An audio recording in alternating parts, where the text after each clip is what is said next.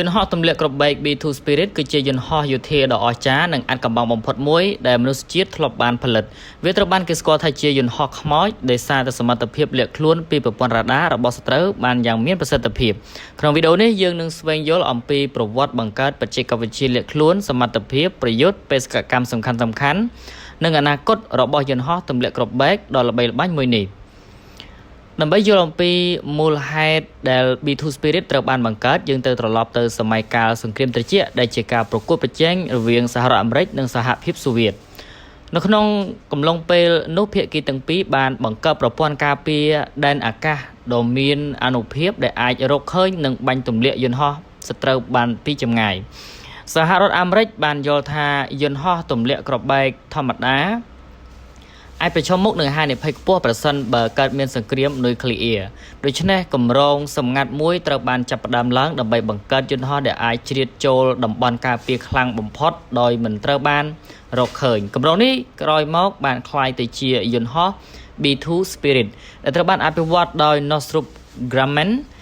ការអភិវឌ្ឍ B2 គឺជាកម្មវិធីយោធាដែលចំណាយថវិកាខ្ពស់បំផុតមួយនៅក្នុងប្រវត្តិសាស្ត្រវិស្វករបានចំណាយពេលជាច្រើនឆ្នាំដើម្បីបង្កើតរូបរាងពិសេសដែលអាចកាត់បន្ថយការឆ្លុះបញ្ចាំងរលករ៉ាដាជំនួសឲ្យទូខ្លួនបែបធម្មតា B2 ត្រូវបានរចនាជាស្លាបហោះសុតឬ Flying Wing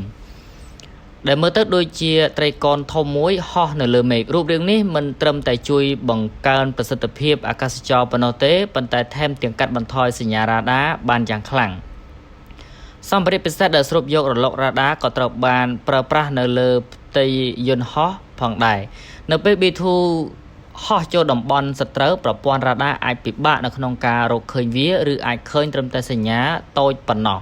កត្តានេះបានធ្វើឲ្យ B2 ក្លាយទៅជាអាវុធយុទ្ធសាស្ត្រដ៏មានតម្លៃសម្រាប់សហរដ្ឋអាមេរិកយន្តហោះ B2 Spirit មានប្រវែងប្រមាណ21ម៉ែត្រនិងស្លាបទទឹងជាង52ម៉ែត្រ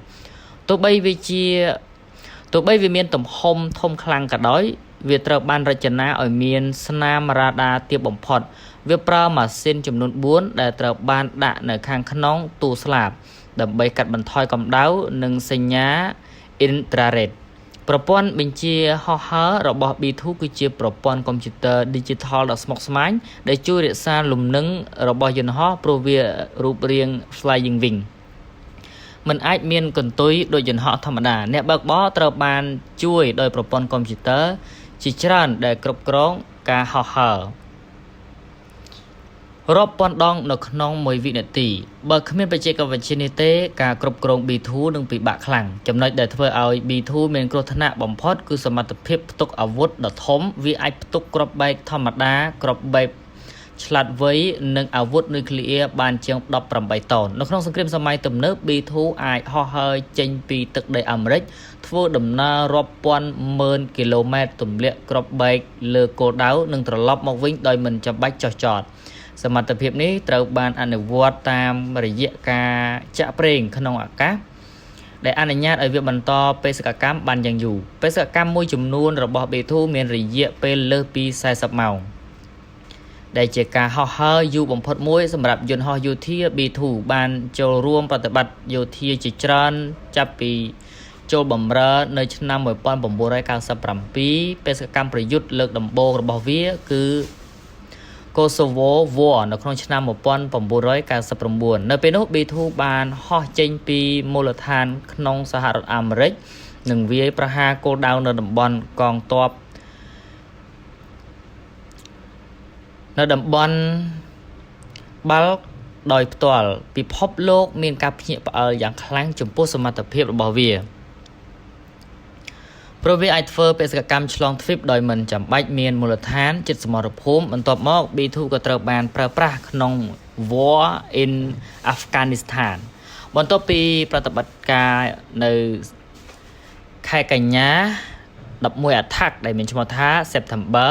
11 Attackវាបានវាប្រហារទីតាំងសំខាន់របស់ក្រុមប្រដាប់អាវុធក្នុងប្រទេសអាហ្គានីស្ថាននៅក្នុងឆ្នាំ2003អំឡុងអ៊ឺរ៉ាក់សង្គ្រាមអ៊ឺរ៉ាក់ B2 បានដើរតួយ៉ាងសំខាន់ក្នុងការវាយប្រហារដំបូងទៅលើគោលដៅយុទ្ធសាស្ត្ររបស់រដ្ឋាភិបាលអ៊ឺរ៉ាក់ សមត្ថភាពលាក់ខ្លួននិងភាពត្រឹមត្រូវនៃអាវុធបានធ្វើឲ្យវាក្លាយជាឧបករណ៍សំខាន់សម្រាប់បេសកកម្មវាយប្រហារជាក់លាក់ក្រៅពីការប្រើប្រាស់ក្នុងសង្គ្រាម B2 ក៏មានតួនាទីសំខាន់ក្នុងការទប់ស្កាត់សត្រូវផងដែរ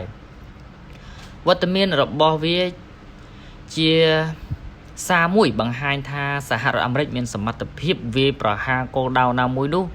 នៅលើពិភពលោកក្នុងរយៈពេលខ្លីដោយសារតែអាចផ្ទុកអាវុធនុយក្លេអ៊ែរ B2 គឺជាផ្នែកមួយនៃ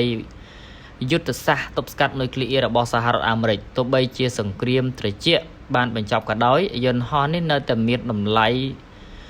យុទ្ធសាស្ត្រខ្ពស់បច្ចុប្បន្នកងទ័ពអាមេរិកមាន B2 ចំនួនតិចជាង25គ្រឿងប៉ុណ្ណោះហើយគ្រប់គ្រឿងសុទ្ធតែមានតម្លៃខ្ពស់បំផុតតម្លៃផលិតមួយគ្រឿងអាចឡើងដល់$2000 លាននៅពេលគណនាចំណាយស្រាវជ្រាវនិងអភិវឌ្ឍដោយសារតម្លៃខ្ពស់នេះមានតែចំនួនតិចប៉ុណ្ណោះដែលត្រូវបានផលិតទោះជាយ៉ាងណាសមត្ថភាពពិសេសរបស់វាបានធ្វើឲ្យអ្នករៀបចំយុទ្ធសាស្ត្រជាច្រើនយល់ថាការវិនិយោគនេះមានតម្លៃនៅ